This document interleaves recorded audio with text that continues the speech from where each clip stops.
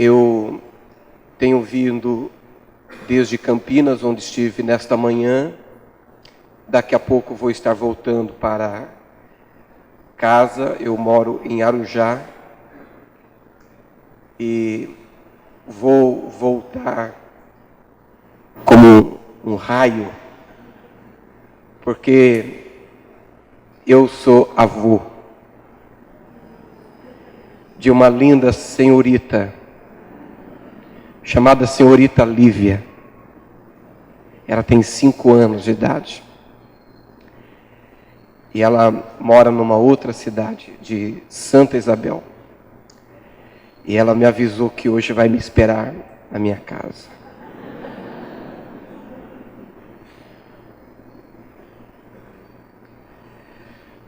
Eu tenho um amigo, é um pastor, escritor, mais de 60 livros. É um homem muito especial. Chama-se Walter Brunelli. É um doutor na palavra. Foi dele a melhor definição que eu ouvi sobre avô. Ele disse que avô é o cavalo bravo, que o filho amansa para o neto montar.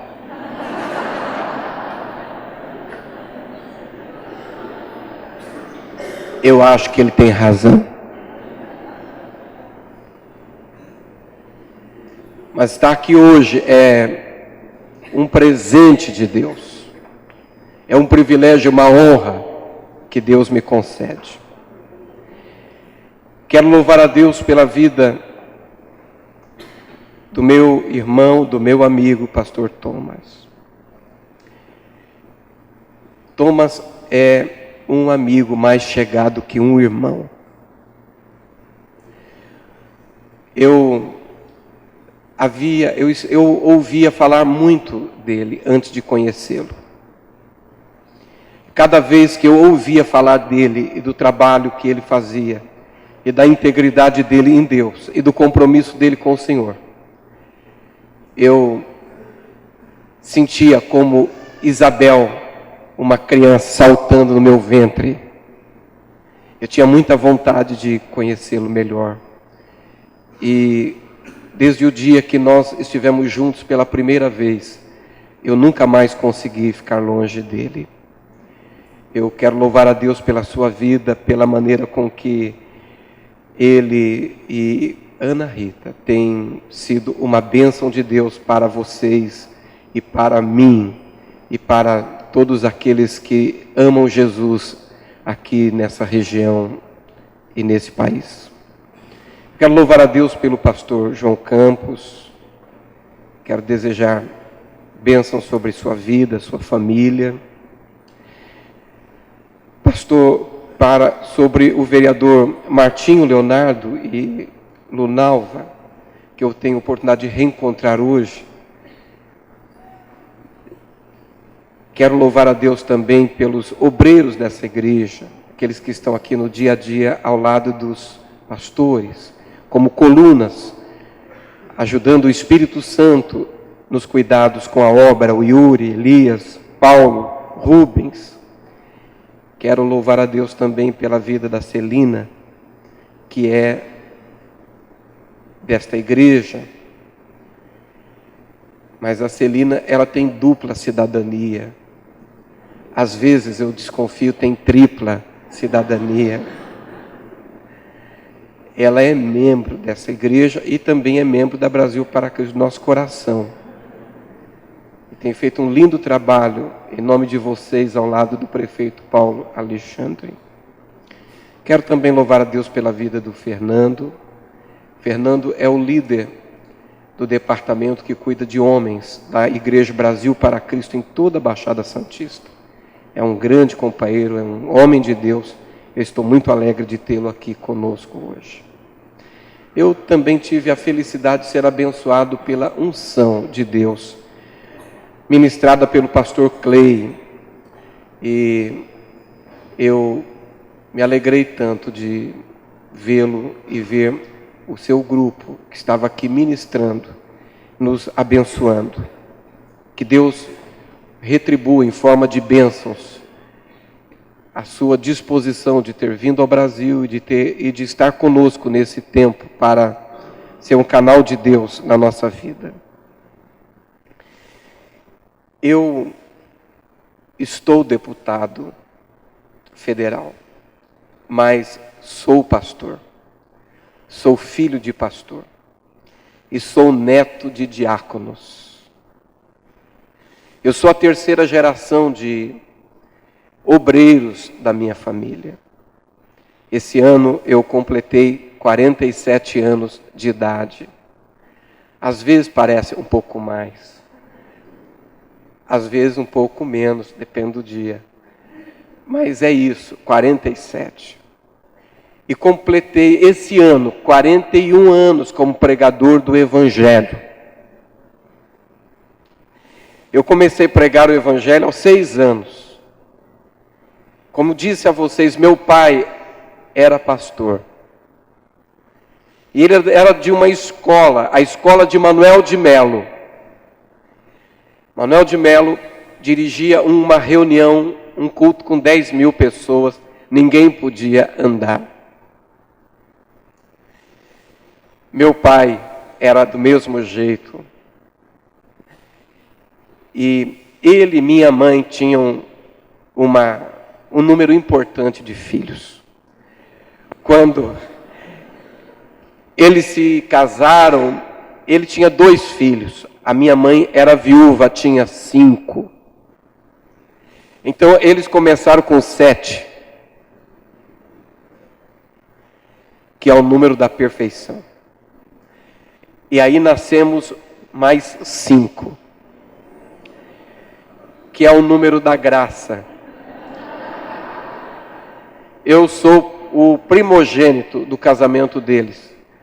E aí formamos 12, que é o número do governo de Deus. Então, logo meu pai se tornou pastor daquela igreja. Metade da congregação chegava com ele, eram os filhos dele. E ninguém podia andar. E se um filho andasse na igreja, apanhava em casa. Eu nunca apanhei, mas eu vi meus irmãos apanhando. Não era legal. Então, um domingo de manhã, eu estava sentado assim, no primeiro banco. Meu pai abriu a oportunidade. Quem tem uma palavra? Alguém me empurrou. No banco de trás, eu caí de frente para meu pai. Ele olhou para mim, eu vi, ele ficou vermelho. Eu não tive dúvidas. Eu virei para o povo e disse: eu saúdo os irmãos com a paz do Senhor.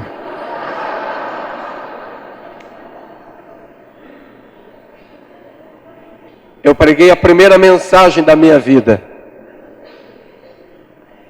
O tema da primeira mensagem que eu preguei na minha vida era: há tempo para todas as coisas. Eu falei quase 15 minutos, então meu pai estava chorando. A igreja estava chorando, eu também estava chorando. Meu pai disse assim: hoje à noite meu filho vai pregar. Naquele momento, para mim, era a pior coisa que eu podia ouvir. A partir daquela noite, todas as outras noites, por muito tempo, meu pai colocava uma cadeira atrás do púlpito para que eu pregasse e o povo pudesse me ver. Eu voltei para o meu lugar, eu estava chateado com quem tinha me empurrado. Quando meu pai chamou a oração, eu olhei para trás com muita raiva e não tinha ninguém no banco de trás. E aquela raiva se transformou em emoção. Eu entendi que a pessoa que havia me empurrado era invisível. aquela mão que me empurrou até o dia de hoje continua cuidando de mim. Por 46 anos, por 41 anos, essa mão invisível tem me sustentado. Esse ano eu completo 27 anos de ordenação pastoral. A Igreja Brasil para Cristo só ordena pastor a partir de 21 anos. Eu fui ordenado aos 20 anos. Eu gostaria de compartilhar tanta coisa com vocês. Mas quando eu chego aqui, eu estou com o pastor Thomas. Eu tenho, na verdade, vontade de ouvir. Porque eu sei do testemunho desta igreja. Eu conheço a história dessa igreja. Eu sei o que esta igreja representa, o que Deus usou, o que o Espírito Santo usou esta igreja para ser um divisor de águas na história da igreja evangélica na Baixada Santista. Eu quero louvar a Deus por vocês. E quando eu venho hoje aqui, eu não venho como deputado que estou. Mas eu venho agradecer a vocês pelas orações. E venho pedir que redobrem as orações. Porque nós estamos vivendo, redobre as orações por mim. Nós estamos vivendo um momento maravilhoso no Brasil. Nós estamos vendo a resposta das nossas orações sacudindo esse país. Ou alguém aqui tem dúvida que Deus está ouvindo o clamor do povo na rua? E o clamor do povo é clamor para que seja feita justiça. É o clamor para que haja ética, transparência. É o clamor para que essa carga insuportável de tributos seja aliviada. É o clamor pela educação, por segurança. É o clamor em favor do pobre. É a resposta à oração da igreja. Eu acredito que nossa geração verá o Brasil melhor. Eu acredito que a geração da senhorita Lívia viverá num país que fará com que eles se orgulhem de serem brasileiros. E eu quero pedir que nós continuemos orando e clamando a Deus pelo nosso país. Clamando a Deus por essa nação. Hoje nós somos quase 50 milhões de evangélicos no Brasil. Nós somos uma nação dentro de uma nação.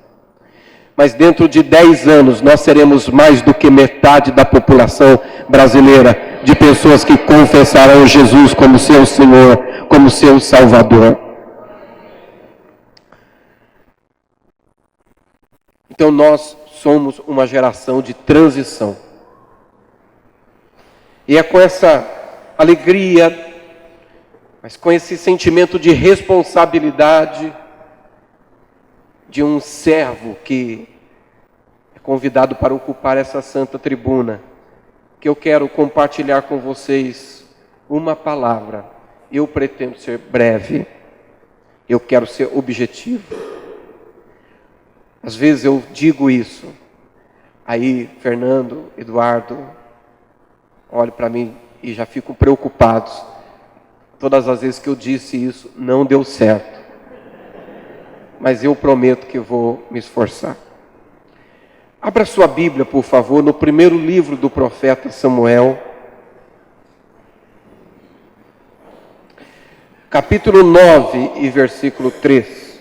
E perderam-se as jumentas de Quis, pai de Saul. Eu quero recorrer com vocês a alguns textos bíblicos que estão neste capítulo e no capítulo 10, Portanto, vou ficar com a Bíblia aberta e, se você desejar, poderá fazer a mesma coisa. Primeiro, eu quero falar um pouco sobre este irmão. Infelizmente, ele não terminou bem. Muitas pessoas, isso acontece com muitas pessoas, aconteceu com muitas pessoas que eu conheço, e talvez tenha acontecido com muitas pessoas que você conhece também. Há pessoas que em algum momento nós olhamos para elas e nós identificamos um grande potencial. Aquelas pessoas parece que nasceram para dar certo, elas nasceram para brilhar, elas nasceram para o sucesso. Mas alguma coisa aconteceu no meio do caminho, fez com que aquelas pessoas terminassem muito mal. Poderia citar alguns exemplos, não é o caso. Provavelmente você esteja se lembrando agora de algum nome. Na Bíblia, Saul não foi a única pessoa que começou bem e terminou mal. Eu poderia, por exemplo, lembrar vocês a respeito de Sansão. Lembram dele? Sansão foi o homem mais forte do mundo. Sansão era invencível. Quando o Espírito de Deus vinha sobre Sansão, para ele tanto fazia enfrentar uma pessoa, ou 10, ou 100, ou 1000. Se ele tinha arma na mão, ia a arma. Se não tinha, ia o que tinha. Eu me lembro um dia, 1000 filisteus o cercaram. Ele não tinha nada nas mãos, procurou no chão, só enxergou uma queixada de jumento. Foi aquilo mesmo. E daqui a pouco, 1000 filisteus estavam mortos. Sansão nasceu para dar certo. Nasceu para brilhar. Nasceu com o chamado de Deus, uma bênção de Deus sobre a vida dele. Terminou tão mal.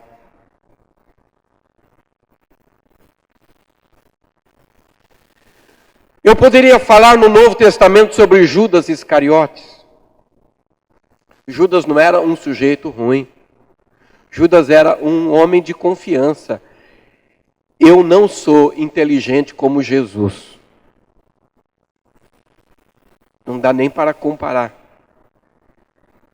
E eu não colocaria uma tranqueira para ser tesoureiro da igreja ou de qualquer negócio. Imagina Jesus. Quando ele monta seu elenco, ele monta o seu time. Ele escolhe as pessoas certas para o lugar certo. Isso é um princípio de liderança. Judas estava ocupando um lugar porque era capaz, competente e porque era de confiança. Por isso ele se tornou tesoureiro daquela igreja, daquele projeto.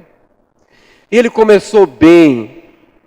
Ele era um dos discípulos mais leais, mais zelosos, mais comprometidos com Jesus e com a causa, mas terminou mal. Perceba, isso não é uma exclusividade de Saul. Você e eu, aliás, temos que fazer força todos os dias, porque nós vivemos cada dia o meio do caminho, e o meio do caminho é o lugar mais perigoso.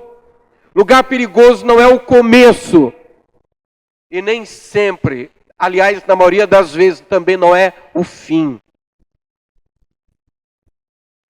Às vezes, na maioria das vezes, o lugar mais perigoso é exatamente o meio do caminho. Por isso, a oração de Abacuque: aviva, Senhor, a tua obra no meio dos anos. Você e eu estamos no meio do caminho, por isso Nós precisamos fazer força todos os dias e fazermos as escolhas e as opções certas para que nós também não terminemos mal. Porque não adianta começar bem. A Bíblia diz, é melhor o fim do que o começo.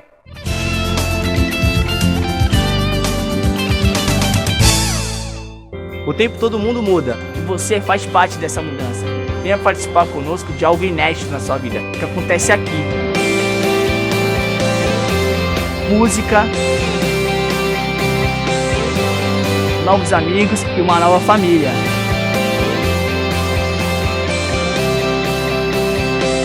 Todos os sábados às 8 horas.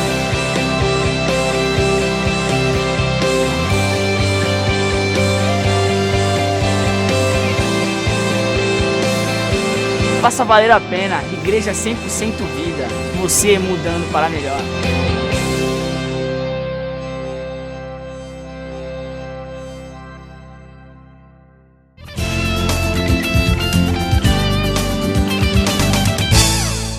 Falaram com o mestre, Senhor, semearam o joio, vamos arrancar o joio. Ele diz, se vocês fizeram isso agora, vocês poderão tirar o trigo junto. Porque começar, todo mundo começa bem, todo mundo começa igual. Ele diz, deixa crescer, porque da metade para o final é que as diferenças aparecem. Vocês vão saber quem é trigo e quem é joio, o que é trigo e o que é joio.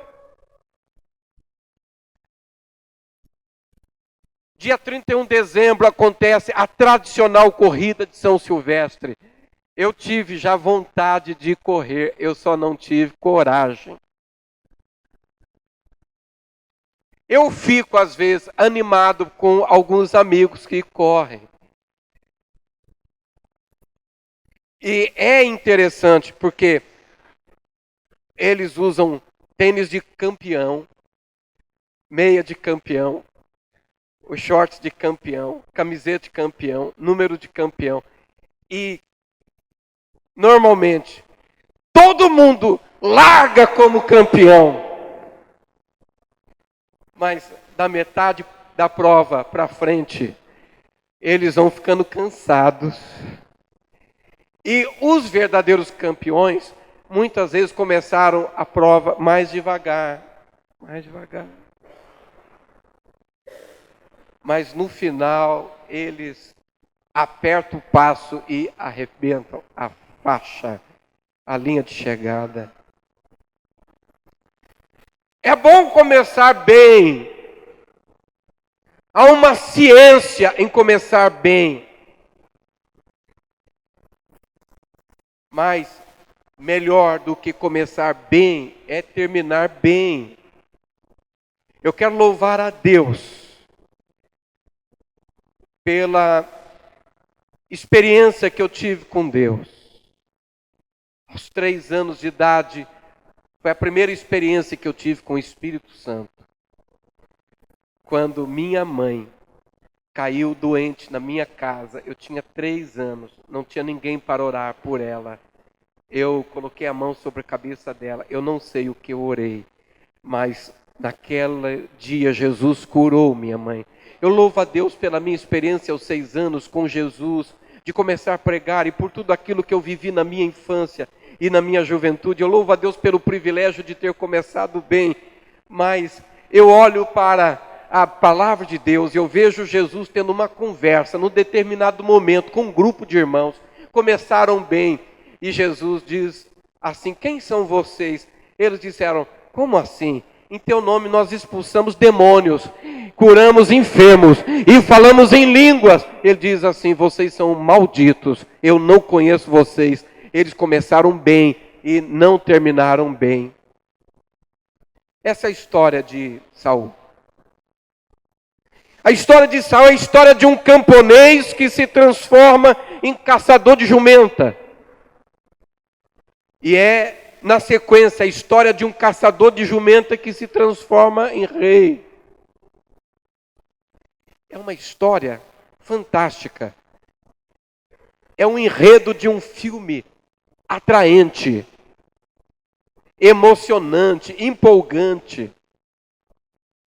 com cenas de suspense. É a história de um moço que foi tirado do anonimato para ser colocado no trono, como líder de uma nação. Uma história de ganho que começa com a pedagogia da perda. É sobre isso que eu quero rapidamente falar. Há tantas coisas que começam a acontecer na vida desse moço. Ele é um anônimo, ninguém sabe quem ele é, ninguém sabe quem é o seu pai. E um dia a sua família passa pela chateação de perder as jumentas, que são o patrimônio da família. Muito bem. Se ele não tivesse experimentado essa perda desse patrimônio, essa chateação, ele morreria como camponês. Passaria a vida no campo. Provavelmente eu não estaria aqui falando dele hoje. A sua crise, a sua perda, foi uma porta que se abriu para um novo momento, para um novo tempo. Eu me lembro, depois dele, teve um menino chamado Davi. Também era um camponês, pastor de ovelhas. E sobre Davi havia uma unção tão bonita de Deus, e Deus tinha um carinho e um amor tão grande por Davi. Até o dia que Davi recebeu uma unção e foi devolvido para o pasto. E depois dessa unção, você pode ver depois na Bíblia, até o dia que ele foi ungido, não tinha tido problema no pasto. Depois da unção, deu leão, nunca tinha dado. Deu urso, nunca tinha dado. Começou a dar problema no pasto. Aí vem o leão, ele vê o leão pegando uma ovelha. A hora que o leão meteu a boca na ovelha, ele pulou e agarrou o leão, tirou a ovelha e matou o leão. Aí vem o urso. Depois da unção, tudo isso depois da unção. Depois da unção vem o Golias.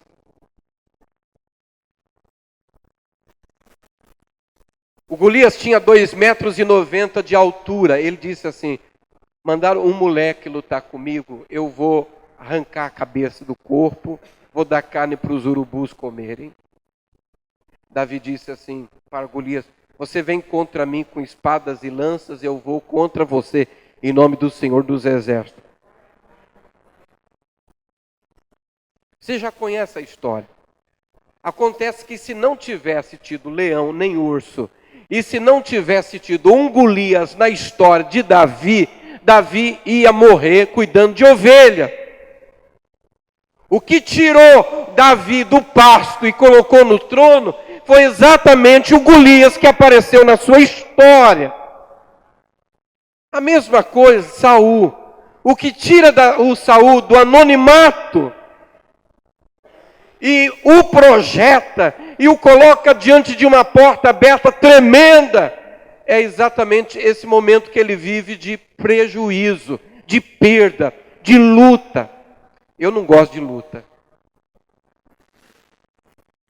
Eu não gosto. Eu acho que vocês também não gostam.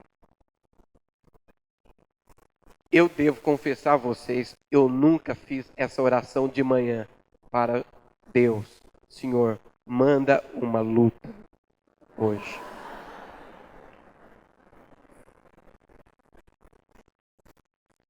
Mas às vezes tem oração que eu faço que Deus responde mandando uma situação que eu fico de cabelo em pé.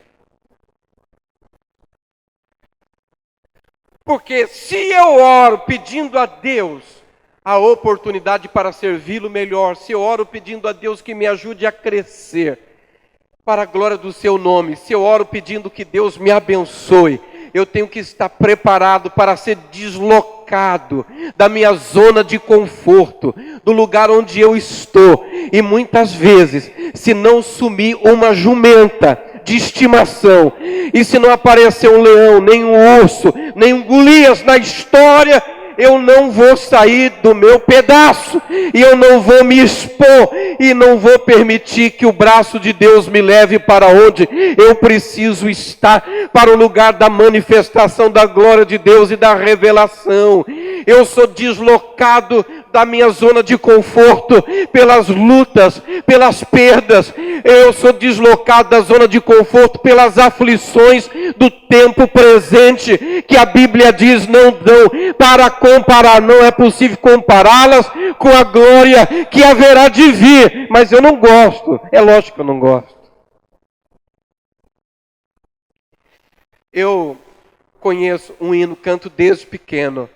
Ele tem muito a ver com isso que eu quero dizer. Os mais belos hinos e poesias foram escritos em tribulação.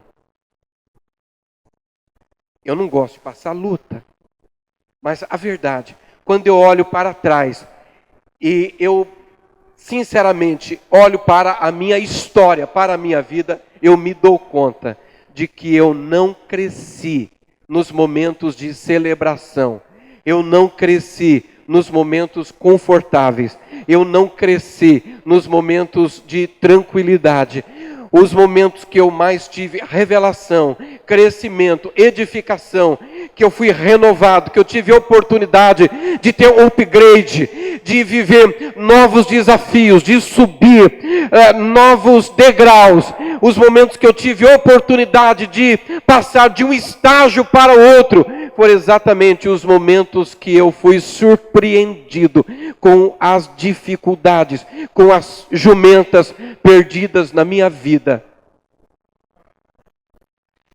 Então talvez eu esteja hoje sendo trazido a esta linda congregação para poder falar com uma pessoa, talvez uma única pessoa, que esteja vivendo hoje o drama da jumenta perdida. E eu vim aqui abraçar você e dizer a você que a jumenta perdida não é o fim da história. Dizer a você que aquilo que parece o fim, nem sempre é o fim. Dizer a você que muitas vezes aquilo que parece o fim é apenas o começo de um novo capítulo, de uma nova história em Deus. Dizer a você que às vezes o fim da linha é apenas o começo.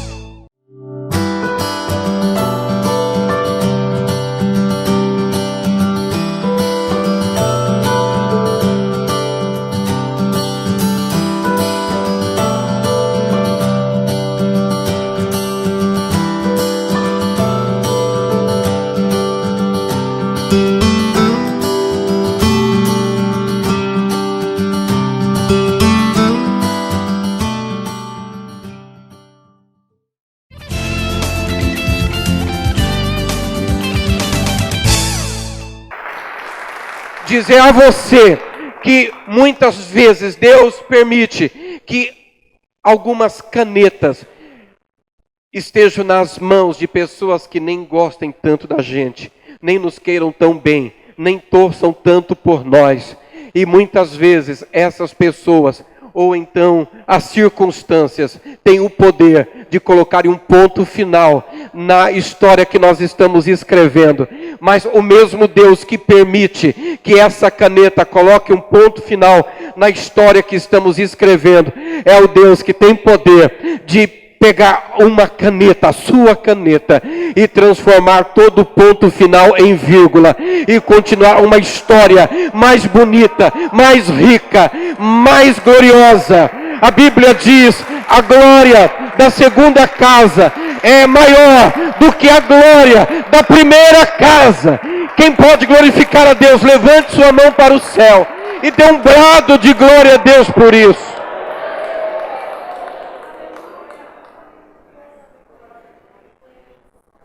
Você sabe por que tem Antigo Testamento e Novo Testamento? Porque o Deus da Bíblia é Deus de recomeço. Você sabe por que a Bíblia tem segunda casa e a glória da segunda casa é maior do que a glória da primeira? Porque Deus da Bíblia é Deus de recomeço. Você sabe porque Jesus nasceu de uma virgem, Deus encarnou e se cobriu de carne e de sangue, se manifestou entre nós, morreu na cruz do Calvário e ressuscitou ao terceiro dia e está à direita do Pai, intercedendo por nós, porque o Deus da Bíblia é o Deus do recomeço. É o Deus do recomeço que pega Abraão com 75 anos e transforma ponto final em vírgula. E de pai faz dele pai das nações, e de pai das nações pai da fé. Deus tem algo maior para você. Deus tem algo melhor para você. Deus tem algo mais profundo para você. Deus tem algo mais glorioso para você. E eu não vim aqui hoje animar você. Eu não vim aqui hoje motivar seu ego. Eu não vim aqui hoje melhorar sua autoestima. Eu vim profetizar sobre a sua vida. Eu extraio do poço da palavra de Deus o texto que diz aquilo que os olhos não viram, que os ouvidos não ouviram e não desceu o coração do homem, são as coisas que Deus preparou para aqueles que o amam.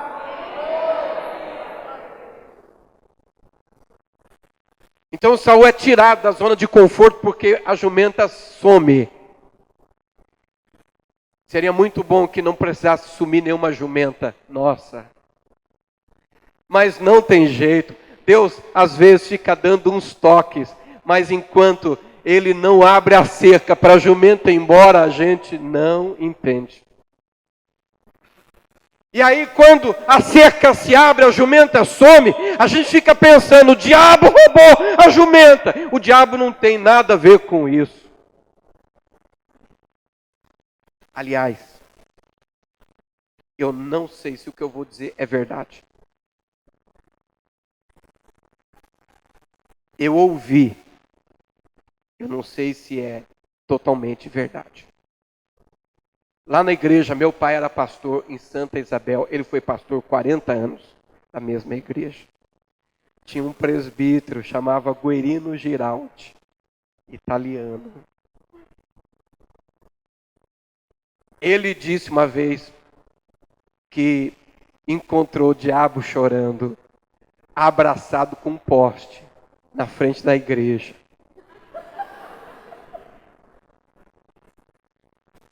Eu não sei se é verdade.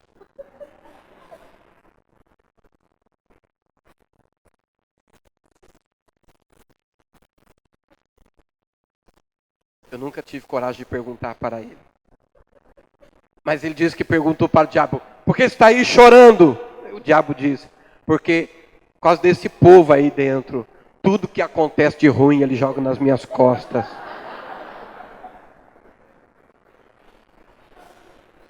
Tem coisa, o diabo não tem nada a ver. Ele não tinha nada a ver com essa jumentinha que foi embora. Foi Deus quem botou a jumenta para fora. Abriu a cerca e mandou a jumenta sumir. Às vezes a jumenta tem mais facilidade de entender Deus do que a gente. Por isso às vezes Deus prefere até falar com a jumenta. Veja se não é verdade. Lembra do caso de Balaão? A jumenta se perdeu e eu vou correndo para terminar. Aí o Saul vai atrás e procura e não acha. Até o momento que alguém o levou ao profeta. Disse, o seu problema é falta de profeta. É falta de palavra de Deus. Levou para o profeta. E quando ele chegou lá, ele teve algumas surpresas. Primeiro, que não era nenhuma surpresa para o profeta a chegada dele e nem o fato de que ele tinha tido uma perda. Mas aí no versículo 20, ele tem outra surpresa. O profeta fala, quantas jumentas que há 3 dias se perderam, não ocupes o teu coração com elas, porque elas já foram encontradas.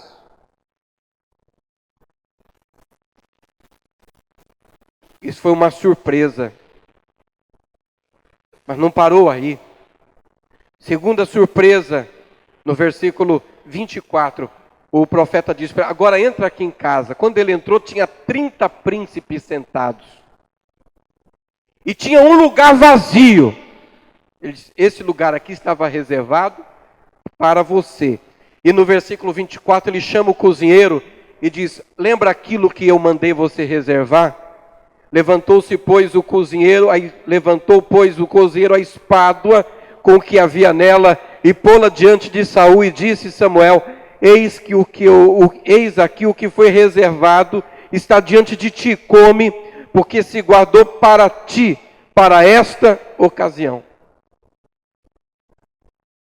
A perda da jumenta foi só uma porta. Quando ele entra por essa porta, ele, na verdade, tinha falta de palavra de Deus, recebe a palavra do profeta. Primeira surpresa, o que você estava procurando, pensando que tinha desaparecido, já foi encontrado. O que é que isso tem a ver comigo, pregador? Comigo, que daqui a pouco vai terminar a reunião, eu vou embora para a minha casa, amanhã, segunda-feira, encarar o batente, os problemas, as dificuldades, o que isso tem a ver comigo? É simples. Sabe aquela jumenta que você não consegue mais ver? Que você não consegue mais enxergar? Que você não sabe mais onde está? A tua alegria, a tua felicidade, o teu contentamento, aquilo que você pensou que se perdeu há muito tempo. Sabe aquela pessoa querida por quem você ora, por quem você chora, e você nem sequer sabe onde essa pessoa está agora? Os olhos de Deus nunca deixaram de estar sobre a sua jumenta, nunca deixaram de estar sobre aquilo que é importante para você. Para Deus, nenhuma jumenta havia se perdido.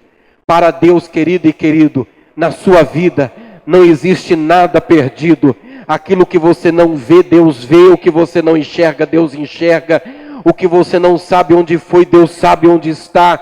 A semente que você lançou na terra e você acha que nunca mais ela vai germinar e vai nascer, brotar e produzir, você vai se surpreender, não somente por aquela colheita da semeadura que você fez e com a qual você conta, mas até aquela semeadura que você fez e já se esqueceu que fez e já não conta mais com ela.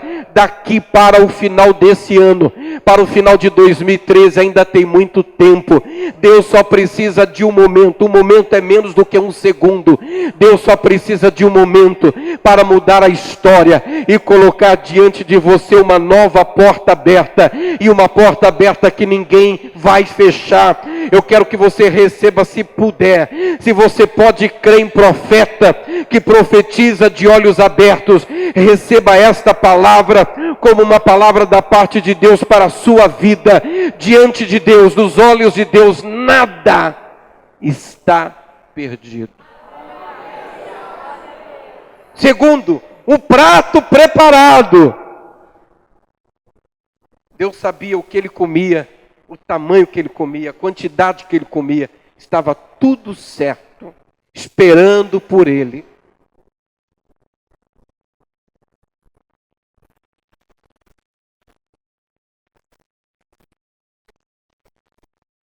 Deus tem um prato esperando por você.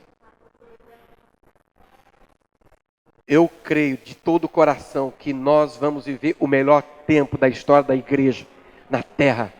Essa geração vai viver. Tempo de renovação, de compromisso. Nós somos a geração do altar. Nós somos a geração que está colhendo e vai colher aquilo que as gerações que nos antecederam plantaram e trabalharam. Nós somos a geração do arrebatamento, eu creio nisso. Nós somos a geração que está vivendo e vai viver a maior profundidade da revelação de Deus de todos os tempos, na história da igreja, na face da terra. Há um prato reservado para você, e eu preciso correr. No capítulo 10, no versículo 1, depois da jumenta perdida, tem uma unção de rei para ele. Então tomou Samuel um vaso de azeite, o derramou sobre a cabeça e beijou, e disse: porventura não te ungiu o Senhor por capitão sobre a sua herança? ele ainda recebeu mais uma coisa, uma bênção, um sinal, um legado. Capítulo 10, versículo 7. E há de ser que quando estes sinais te vierem, faz o que achar a tua mão, porque Deus é contigo. Samuel está dizendo, olha, depois da perda da jumenta, esse processo, essa peneira pela qual você passou, Deus vai se manifestar com você como nunca antes. Oh, querido. Capítulo 10, versículo 10. Além da unção real, vem sobre ele a unção profética. E chegando ele ao outeiro, eis que um grupo de profetas lhe saiu ao encontro. E o Espírito de Deus se apoderou dele. Aleluia. E profetizou no meio deles. E aconteceu que, como todos os que antes o conheciam viram que ele profetizava com os profetas, então disse o povo, cada um seu companheiro, que é o que sucedeu ao filho de Quis. Está também Saul entre os profetas. Vem unção de profecia, vem palavra de Deus, vem revelação, o descortinamento do mundo espiritual, do sobrenatural. No capítulo 10 e no versículo 26, ele ganha companheiros. E foi também Saul à sua casa em Gibeá, e foram com ele do exército aqueles cujos corações Deus tocara. Eu vou terminar no próximo versículo. Quem sabe se algum dia Pastor Thomas me chamar de novo aqui e Deus permitir, nós continuamos. Mas eu já abusei do meu tempo. Mas depois dessa porta que ele entrou, ele não ganhou só coisa boa. No versículo 27, ele ganhou críticos. Ele ganhou críticos. E ganhou quem apostasse contra a sua prosperidade, contra o seu sucesso. Mas os filhos de Belial disseram, é este o que nos há de livrar? E o desprezaram e não lhe trouxeram presentes, porém ele se fez como surdo. Ele não sabia o que era ter crítico. Ele não sabia o que era ter gente contra. Gente torcendo contra, gente querendo puxar o tapete. Gente querendo o insucesso, o fracasso, o fiasco. Ele não sabia o que era isso.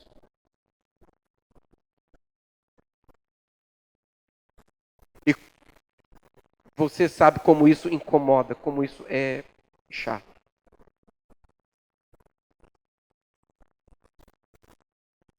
Mas aí se você não quer, Senhor, eu não quero ter gente que me critica. Eu não quero ter esse espinho de peixe na garganta. Senhor, eu não quero ter gente que torce contra. Senhor, eu não quero ter gente que quer puxar o meu tapete. É muito simples. Volta para o pasto. Porque se você ficar lá, cuidando de jumenta, ninguém vai se incomodar com você. A Bíblia diz, se você não quiser lavar o estábulo, se você não quiser limpar o curral, não tenha vaca.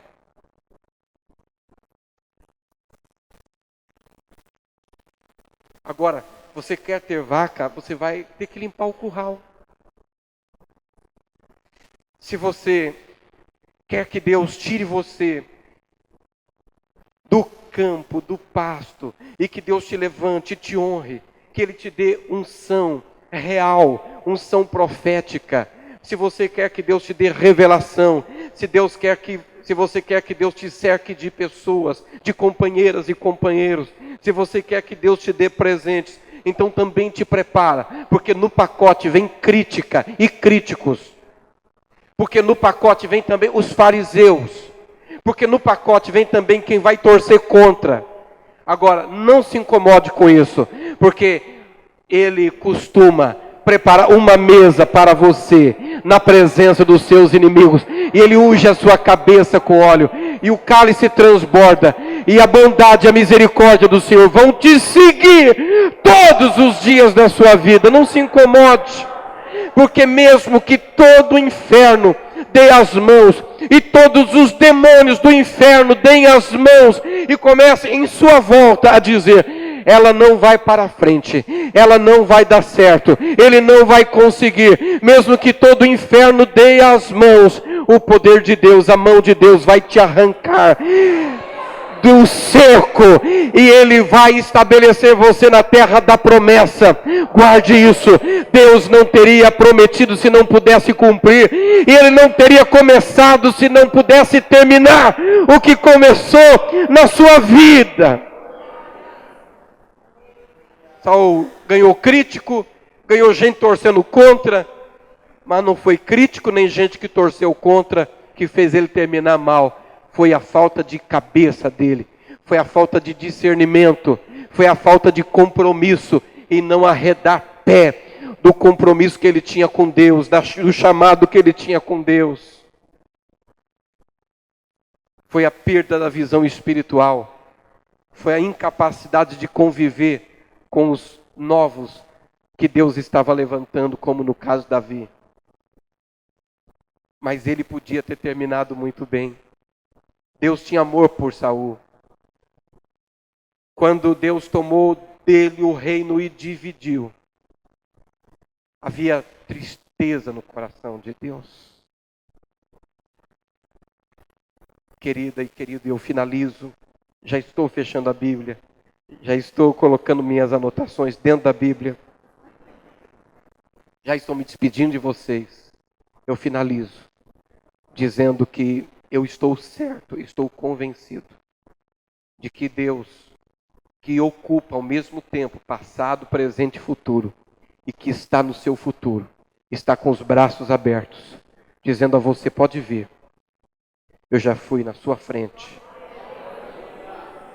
e já quebrei as portas de ferro, e já despedacei os ferrolhos de bronze, e se você se mantiver fiel e firme e comprometido, vai ser de glória em glória. A sua história será de glória em glória, de glória em glória, de glória em glória, de glória em glória, de glória em glória, de glória em glória. Mas, Senhor, e a jumenta da minha vida que se perdeu? A jumenta que perdeu o filho é porque se ela não tivesse perdido, se eu não tivesse aberto a cerca, você não estaria chegando onde está chegando. Eu vou colocar você no lugar que você tem que ficar, para você produzir o fruto que eu quero que você produza. E depois eu vou derramar sobre a sua cabeça o óleo da unção, óleo de profecia, óleo de revelação. Vou te dar presentes e vou te levantar na terra, para que o nome do meu filho seja glorificado na sua vida. Curve a sua cabeça, por favor. Amado Pai Celestial, eu amo o Senhor, eu amo Jesus, eu amo o Espírito Santo, eu amo a Tua presença aqui nesta noite. E porque eu te amo, eu suplico, eu chamo da Tua parte as Tuas bênçãos sobre esta igreja, sobre este povo, sobre este ministério. Guarda, cerca de bênçãos, cobre de bênçãos, e que essas bênçãos sigam os meus irmãos hoje, amanhã e cada dia da sua vida até a volta de Jesus, em Teu nome, amém e graças a Deus. Deus abençoe, irmãs e irmãos, Deus guarde vocês.